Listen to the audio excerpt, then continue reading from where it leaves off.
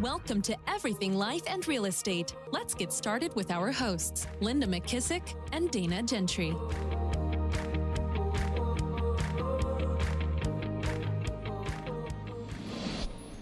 Hi, everyone. Welcome to Everything Life and Real Estate. I'm Linda McKissick. And I'm Dana Gentry. Hey, Dana, what's new with you? Oh my gosh, I can't think about what's new with me because I'm just so excited about our guest today. Well, hey, me too. I did want to waiting. I did want to open up and tell you, you're the only other person in the world I know that can understand this, but have you ever got so freaking much on your plate that you're just disgusted with yourself? Yes. They're downstairs redoing my whole closet while I'm trying to go out of town to buy properties in Branson. I just feel like sometimes I think, what am I thinking? You know? Yeah. Those are the days that I always say, I don't want a big life. I want a really small, teeny, tiny life. Whoever said a big life is fun is lied to me. Yeah, changed my mind. Well, I'm super excited too, because this is kind of an opportunity for us to escape what we got going on and listen to somebody who's really got our attention lately. Brendan's been showing up everywhere we are lately. So I'm excited. Why don't you introduce him and let's get started.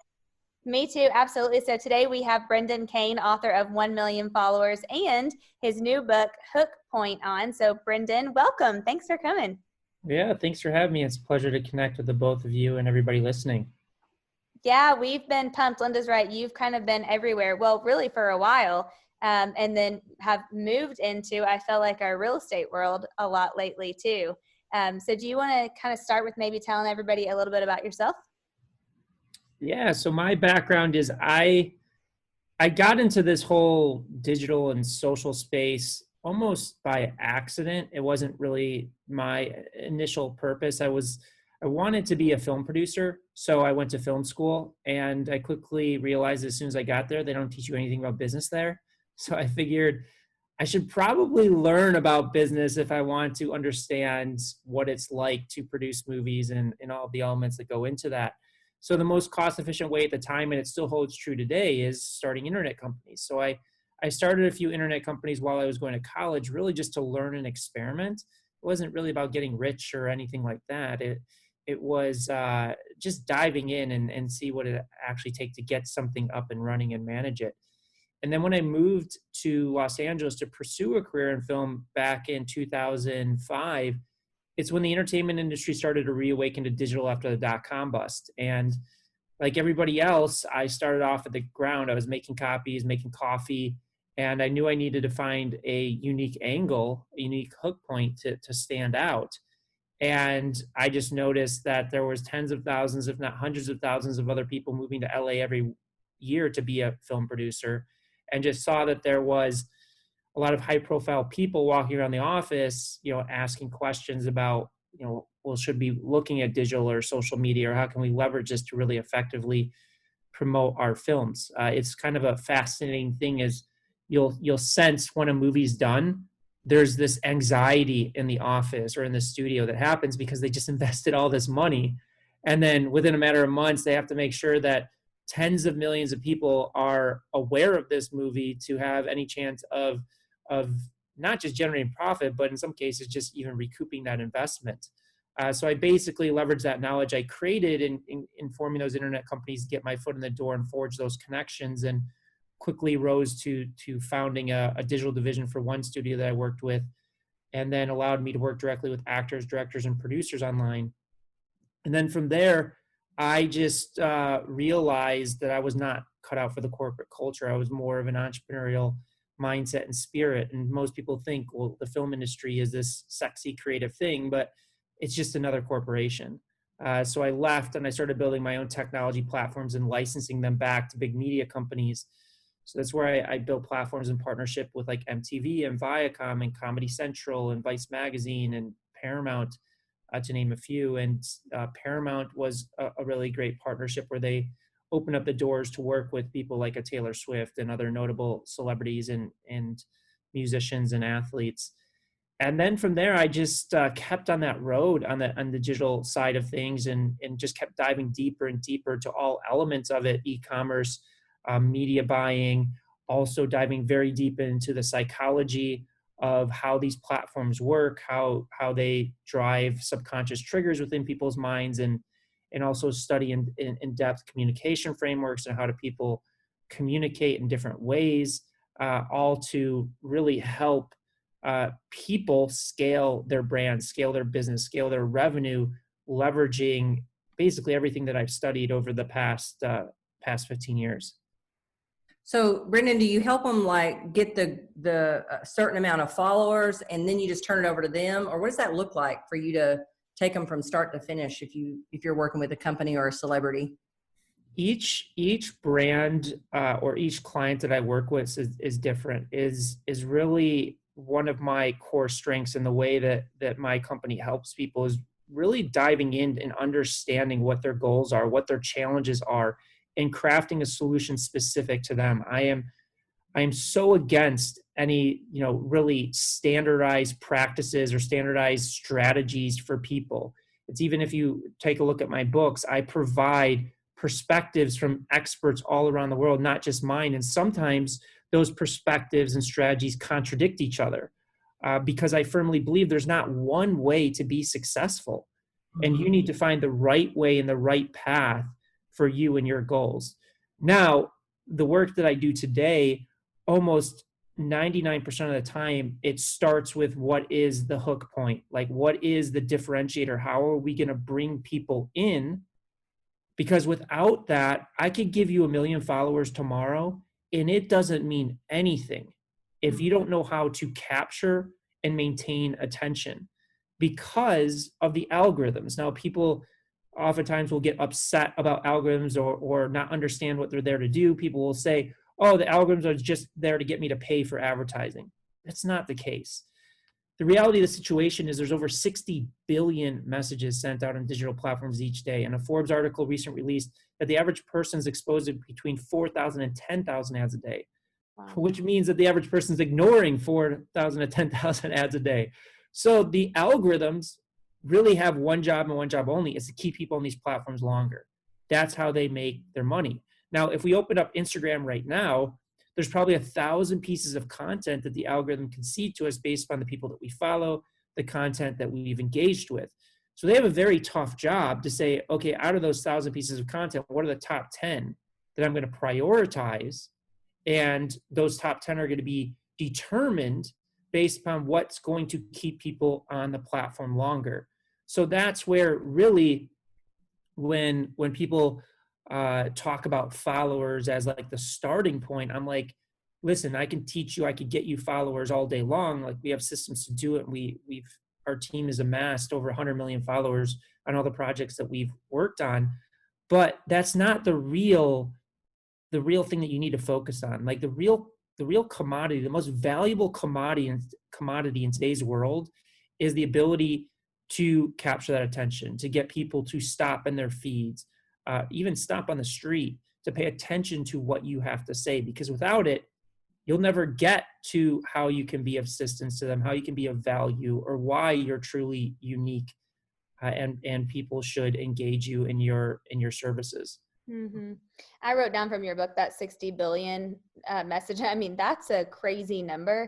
And, I actually, one of the questions I had, and I'd love your thoughts on, is I had always heard, and I followed people like you and Jenna Kutcher and Brendan Burchard and people forever. And honestly, one of the things that I used to always kind of, it would trip me up are people who have all these followers, but then they would post something and they have no engagement. They wouldn't have any comments or very many likes. And so one of the things I've been trying to kind of understand through reading your book and others is, would you rather have less followers in the beginning, but a lot of comments and a lot more engagement than just going after trying to reach for like the 1 million followers mark or whatever that looks like? Or what are your thoughts on that? Well, to me, I think the more pertinent question is, how are you leveraging the followers that you have? How are you leveraging the engagement that you have? That's the most important thing, because I know certain influencers that have millions of followers that make very little money. Maybe they're getting by, or they have a comfortable living. And then there's some people that have like 10 or 20,000 followers that just kill it, like, and make a fortune. I think that it depends on how you're going to leverage it. For me, for example, generating 1 million followers in 30 days, it was a much larger strategic play. is I wasn't generating 1 million followers to go sell 1 million t-shirts to people. I was generating 1 million followers because I spoke to a literary agent and said, if I do this, will you sign me as a client and get me a publishing deal? Mm-hmm. And he said, yes. So I took that, created a book, used that book as a hook point to get on stages, to speak around the world, get invited to big corporations like IKEA, speaking to their great creative global team, getting on television, get podcast interviews, press, all of that. So for me, it was a longer term strategy play of using this audience, an experiment that I did on myself for more strategic opportunities in business development for my brand and for my company.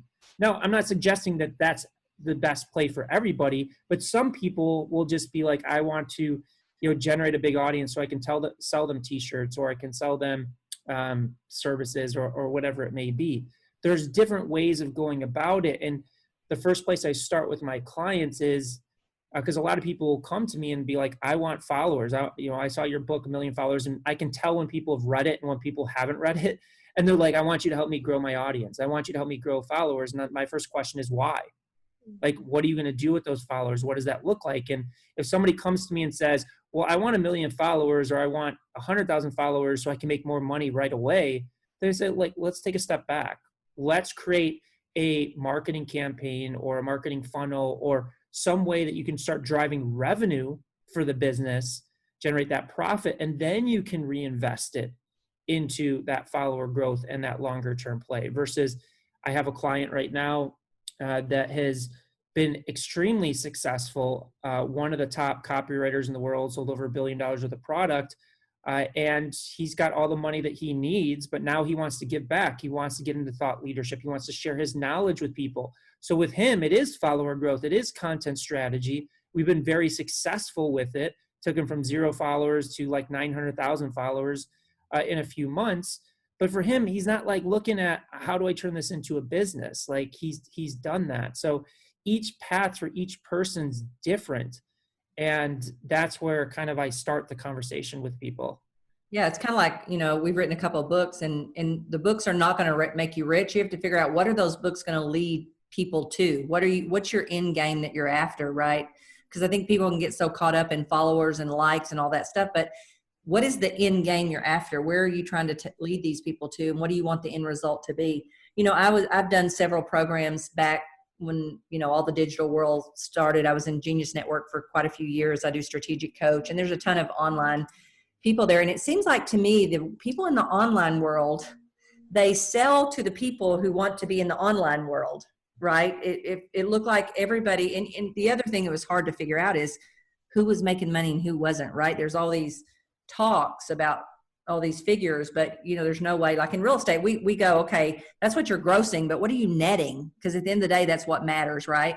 There didn't seem to be a way that you could quantify actually how much from what people were bringing in to what they actually netted was one thing.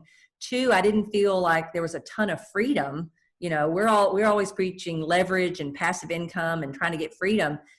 A lot of it didn't look like people were really free. It looked like now they were tied to a new job, and that job was constantly keeping the followers and all that stuff. And then it seemed like everybody sells to the person who is trying to teach the people. It didn't look like there was a lot of consumer. Is that true or not true? Or is that just the way it looked like? Everybody who made a lot of money was people like Jeff Walker, people who were actually teaching the people, and like what you're doing, how to do it.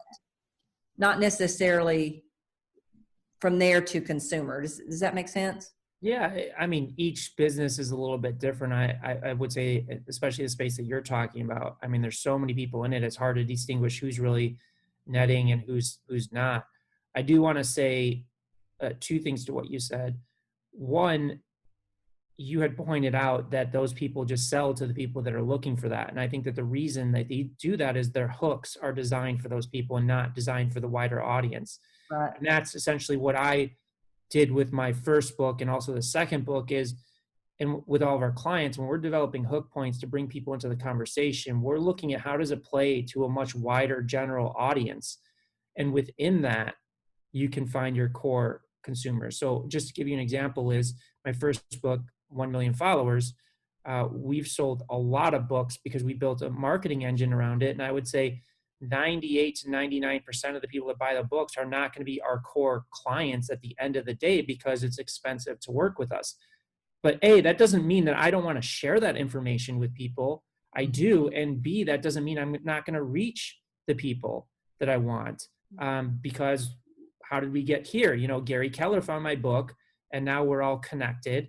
And it's not like I targeted Gary Keller with it, or I didn't even know that he knew about the book. My job and my plan was, how can I make a hook that's as general and wide as possible? And within that, I will reach a lot of people, help a lot of people, even if they can't afford to work with me. And then within that amplification, I will find those core clients that I can work with on a deeper level. And I think that that's oftentimes overlooked, especially in, you know, and I'm not going to say that there's not substance to this strategy, but the primary strategy that everybody says is identify your specific audience and only design content and target for that specific audience. Now, can that work? Yes. But I think you miss out on a greater opportunity. You know, you miss out on a greater opportunity to hit other audiences. And I just gave you an example with my book. I'll give you another example. As I was working with a company called Chatbooks. They're the #1 online photo printer in the world. Got 1 million. They had 1 million subscribers when I worked with them last, but I'm sure it's well over that at this point. But they came to me with a Mother's Day campaign, amazing creative. My friend was a creative director on the shoot. And they're like, well, we want to target mothers 45 plus with this content. And it's really great videos. It's like young kids, like 8 to 13, talking about how their moms are superheroes. So I said, okay, but let me test. Let me open it up and let me test to see what happens when I test all audiences. And the interesting thing is that it was resonating with 18 to 25-year-old females. And when I dug into the data deeper, what was happening is they were tagging and sharing it with their mothers. So what happened is we were hitting our core demo in a far more powerful way, and we were introducing our product to a new service. And the same goes with the 1 million followers hook, is I've sold books to every type of industry, musicians, entertainment, real estate agents, all these things. And within that, it bubbles up to the influencers. It bubbles up to the higher tier clients. So I feel like that's a little bit lost in marketing. And I'm not saying it works every time, but it's at least something to test. I also want to comment on, I'm not here saying that followers are not valuable or engagement's not valuable. I mean, I live and still breathe in the entertainment industry, and it's immensely valuable. And it can be used for many different purposes. I'm just saying, for every person, it may not be the best place to start based on what the overall strategy for the business and brand is. Gotcha. So thinking about real estate agents, what do you think is the best use for a realtor to take this information that you're sharing and use it? Because, you know, it is harder. I think when people say, you know, find your Dana, here we go again, niche, and you try to narrow it down, it kind of gets a little scary, right? Because you're like, well, I don't want to just narrow it down to one specific group. So with thinking about the real estate industry, and obviously somebody from the real estate industry brought you in, that's how we discovered you at one of our masterminds. What do you think is the most valuable tools or ideas here for real estate agents to use? Well, the biggest thing is, what's your hook point? What's the hook point of yourself? What's the hook point of your company? What's the hook point of your property? Because it's an oversaturated market, and it's sometimes very difficult to stand out, to win that business, either from other realtors, or how do you make sure that you maximize the value of your property, get the selling price you're asking for, sell it in the time frame that you're going after. Is like, how are you bringing people in? How are you differentiating yourself from everybody else? That's first and foremost. Number two is, are you testing and learning? It's like, I see so many companies, this isn't just real estate, but I do see it in real estate as well, is you just keep doing the same thing over and over and over again. You're not learning. You're not changing things. You're not setting new hypotheses. You're not seeing if there's better ways of doing things. And like anything, how do you get better? How can you grow if you're not constantly testing and learning new ways to really drive the key KPIs of your business? I really like how you talk a lot about, and we want people to go read your book, so we don't want to just, give it all away.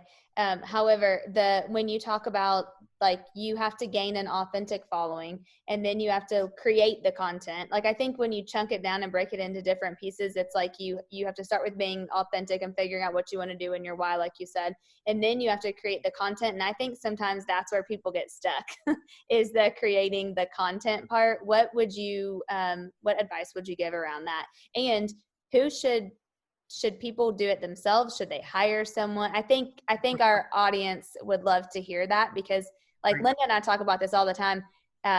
Some people are like, I love to post and do that stuff, and other people can't think of what to post if they thought about it for 3 days. It's like they get totally paralyzed around Linda, they get paralyzed around creating the content. So what would you say about that, Brendan?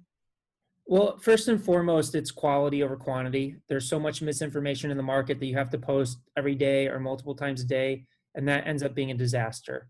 It becomes a disaster because you start forcing yourself to create content just for the sake of creating content, not content that's going to drive value.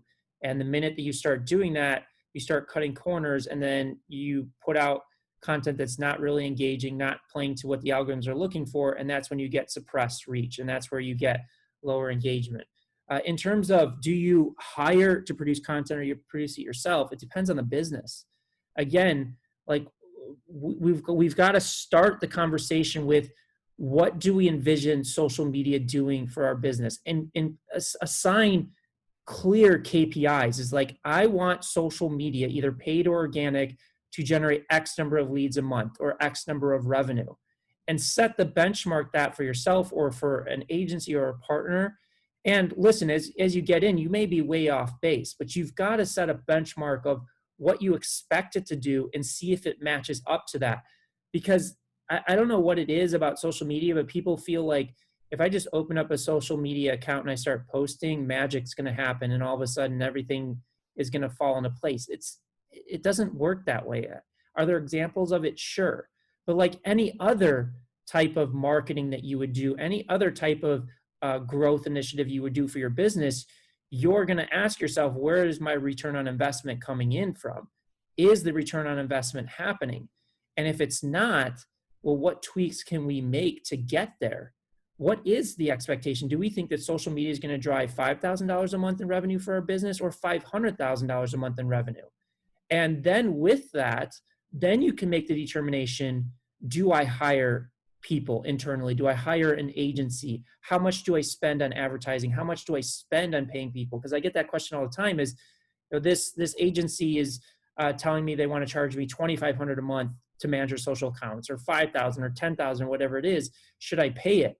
And I was like, I need to understand the fundamentals of your business. Like, what does that mean? Because for some businesses, $10,000 a month, yeah, like, pay it, because the return on investment is probably going to be $500,000. For other people, maybe not even spending $2,500 a month, because you're not even going to get that return on investment back. So that's really kind of where I start in looking to answer those questions. Well, they have to be able to have a way to measure what their return is. Otherwise, they're just throwing money out there, and you're not sure whether it's worth paying or not. And the great thing is you can measure everything now. Mm-hmm. Mm-hmm. There's no, and if somebody's telling you can't measure it, they're full of it. You can measure everything through digital. Yeah. I thought this was really interesting last night. I, for some reason, couldn't sleep. And so I was like, let me just flip and see what's on Netflix. And so I stumbled upon which I had never watched this, but the David Letterman, it's like My Guest Needs No Introduction or something that, yeah. And so he had Kim Kardashian on, and he was talking about her social media. And so he said, how often do you post? Because he said, clearly your sister, Kylie, built $1 billion business off of basically selling makeup online. And he said, so Kim, how often do you post? And she said, well, at least every day. And he said, likely more than once a day. And she said, yeah. And he said, so is that a full-time job for you? And she said, honestly, yeah, it is. And I think that's why people get overwhelmed, though, because it can be. I mean, when you get to what you say, Brendan, as the engaging part, and then getting people to start sharing your content and all of those things. So I think that that's why I've had a lot of people reach out to me and say, do you pay somebody to do your social media? I'm like, no, I just do it myself because I have a passion around it and I like doing it. And I don't post every day because I also have a lot of other jobs, and so it can be a lot when you're in there and when you're trying to continue to build upon the engagement that you already have. Well, the big differentiator that people should understand as well is there's paid versus organic. You do not have to live in the organic realm, or you don't have to feed that engine. Like, you can do this off of all paid, which in some ways is more manageable. You still have to put in the work, but like for myself, I think we posted one piece of content in the past 6 months organically because I'm so hyper focused on additional experiments and other aspects of the business right now that I just don't want to allocate the resources and time to it. And that's just a strategic business decision that I've made. And I'm not really overly concerned about that because we're focusing on how we can leverage all of our organic tactics and apply it to direct response advertising to drive massive brand growth and brand reach. So if you are getting overwhelmed by the organic side, or you don't want to be in front of the camera or any of those things, then maybe you should just focus on paid advertising campaigns that can still drive the business forward. And again, you just measure that ROI off the back end of it. I love that. When you talk about the direct response, are you talking about somebody else doing that, or do you do it in-house yourself? That's kind of a complicated process, using direct response. I mean, it's very effective. It's been around forever. I know there's tons of books and stuff on it. Is that something that you guys do learn and do yourself, or do you hire that out? We do both. So I'm a huge believer in cutting down your learning curve by hiring and partnering with the smartest people you can find. Mm-hmm. Like, I know media buying really well. I built big businesses, but I will still hire other media buyers that have a core expertise in direct response to see if they can take us to the next level, or there's something that I can learn from them. Absolutely. And that's a big mistake that people make, is they get good at something and then they get complacent. Yeah. Versus, like, listen, you cannot be the best in the world at everything. It's impossible. You can be good at something, but that doesn't mean that there's not somebody out there better than you. And if there is somebody out there better than you, why wouldn't you try and partner with them or engage with them to take your business to the next level? With that said, is always learn as much as you can. Because, like, if you're, like, for example, if you know nothing about paid advertising, and then all of a sudden you go hire an agency to do paid advertising for you, you have no idea if they're telling you what they're telling you is the truth, or whether they're doing the best job possible, or any of that stuff. So I always recommend to learn as much as possible. It doesn't mean that you're going to be the person pulling the levers, but at least have a base understanding so that you can be dangerous enough to ask the right questions to determine, is this person the right fit, or do I want to continue going in this direction with this partner or this agency or this contractor or this employee? Yeah, that makes sense. That's a great point. That's a really great point. What do you think it is that sets, if someone were to say, well, Brendan, this comes natural for you, or what do you think it is that sets people apart, for like the you and the Jay Shettys and it definitely does not come natural to me. I mean, like anything, I've had to work really hard at it, and I still work really hard at it. And the reason that we're successful is not because we're the smartest, is because we will keep testing until we find the answers. Yeah. And you'll see that as a reoccurring theme in my books, is the people that I interview, some of which are way more successful than I've been, is they have that same mindset. And it's like anything in life. This isn't just for social media. It's to be successful in anything. You have to have a proper mindset. Is like, I recently released a new edition of my 1 million followers book, and I rewrote the whole beginning to focus on the mindset first. Because the people that have had success with my strategies and everything that we express are the people that have the proper mindset and are not going to give up and continuously testing and keep working at it. The people that try one thing and give up, they're obviously not going to be successful in any discipline or aspect of life. And even Jay Shetty, you think about Jay Shetty, for example, when he was working for Huffington Post, I think he spent like 2 or 3 years consuming every piece of video content that he could come up with. Like Prince EA, who wrote the foreword for my book, is he spent, I think, a few years producing content. He wanted to be a rapper, and he generated, I think, like 10 million views over a few years. And then he just said, like, this isn't working. I need to reinvent myself. And he wanted to just be of service and of value of the world. And once he made that mind shift, he went to like 2 billion views in a few years.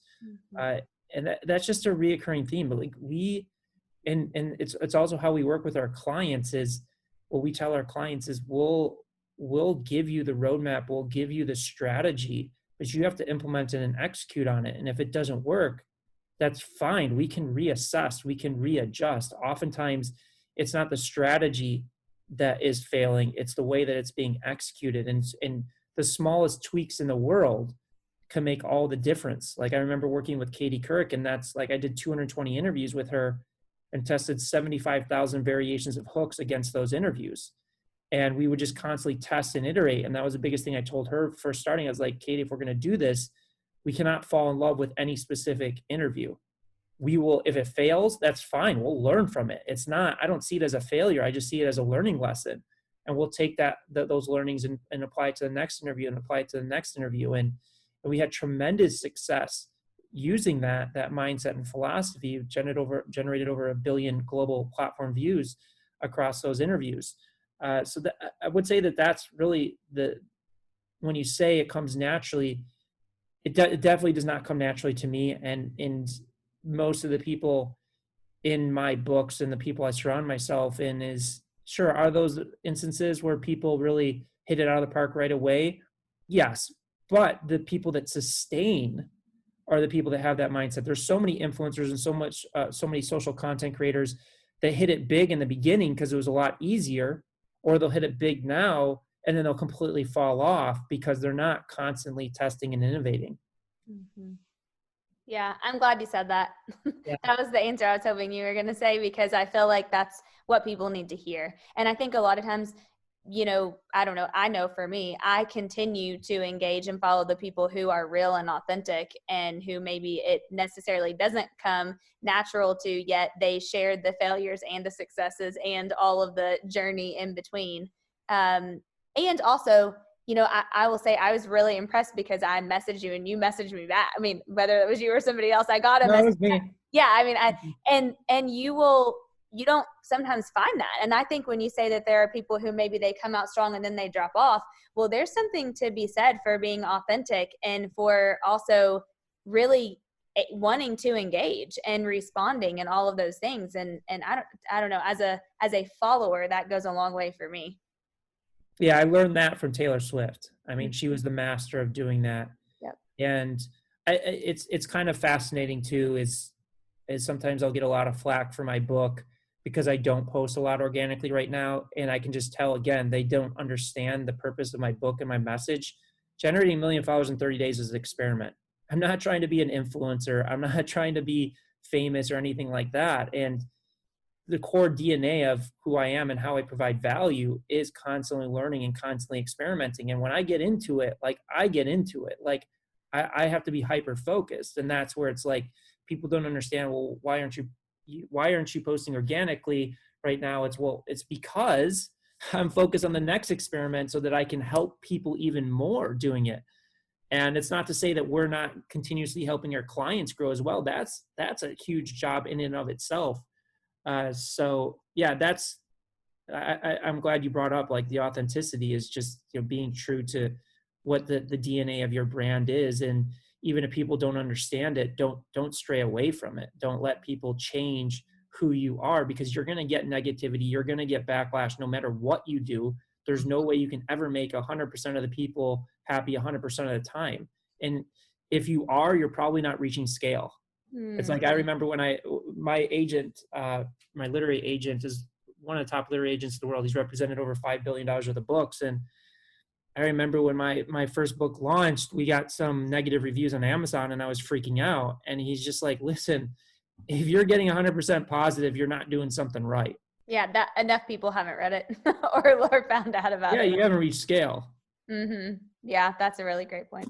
Well, I think that's a great point for real estate agents too, is because, houses are houses are houses are houses, but you have a unique character.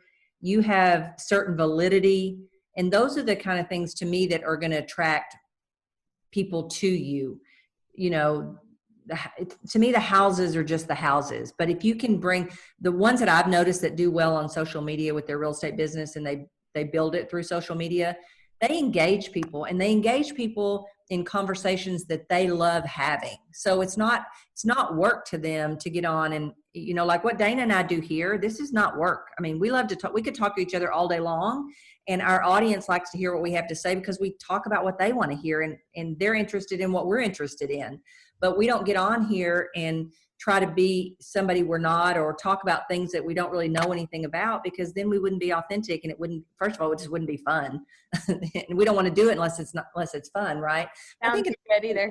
I think the real estate world, they really have to, I think you have to bring people into your world, and they want to be a part of whatever it is you're a part of, not just you have a house to sell. I mean, houses are selling like hotcakes right now, right?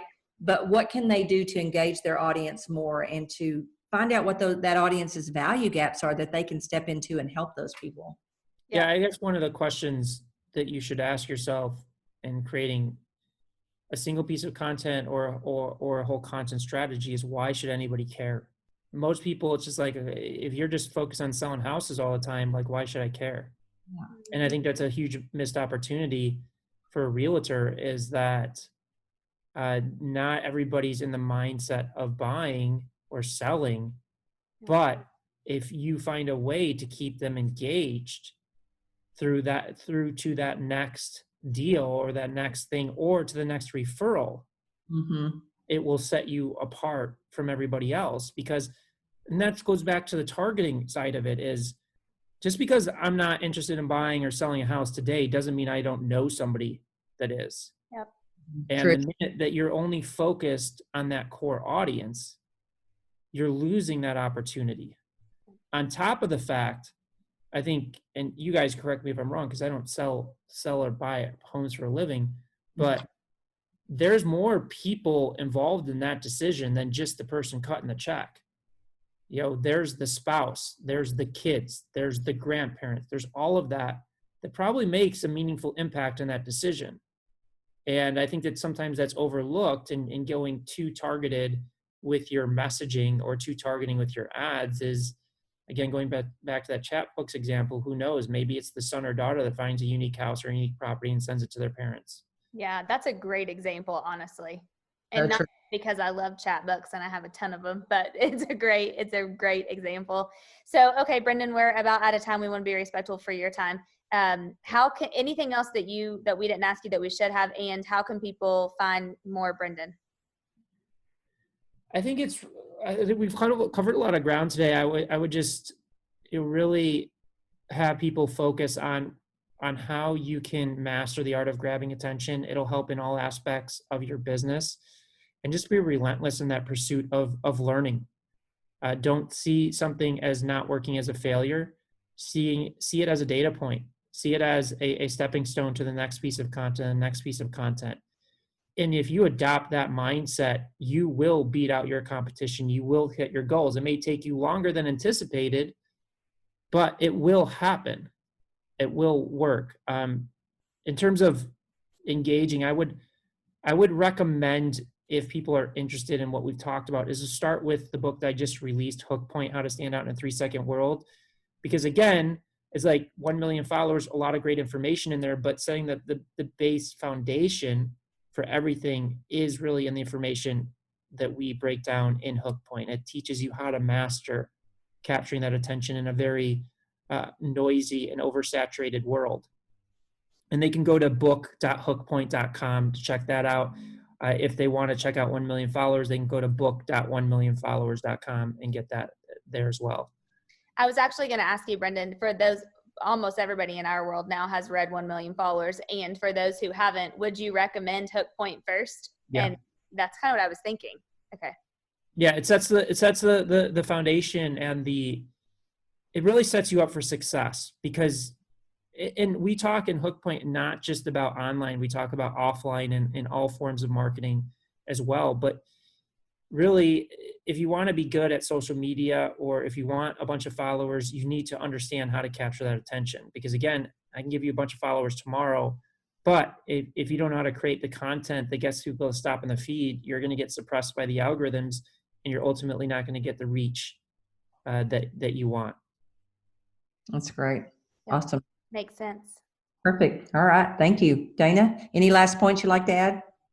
No, this is great. I took 3 pages of notes. So thank you, Brendan, so much for the time. I have not read Hook Point. That'll be what I'll be doing this weekend probably, because I think that it does feel like we're in an oversaturated world a little bit sometimes. So I'm anxious to get through that. And we'll both be plugged in next week for the top masterminds you're doing with Gary and the top 100 next week. So we'll be joining you in those also. So remember, if you have you'd like to submit a question or a challenge or an opportunity to Dana and I to help you with, be sure and submit them to us at info@everything life and real estate. And the greatest compliment you could give us is to refer this podcast to a friend. And if you haven't, please leave us a review. We'd appreciate it. And Brendan, we just want to say thank you so much and keep writing these great books. Thanks for having me. It was such a pleasure to connect with you and all the listeners out there. Thanks so much. See you next time, Linda. Bye, Dana. See you whenever we're going to see each other next. Maybe at John Maxwell next. That's whenever. right. Be sure to subscribe for more business strategies and tactics to inspire you to live an abundant real estate life. Don't forget to rate and review so we can bring you the best content. Find this and other valuable information at everythinglifeandrealestate.com.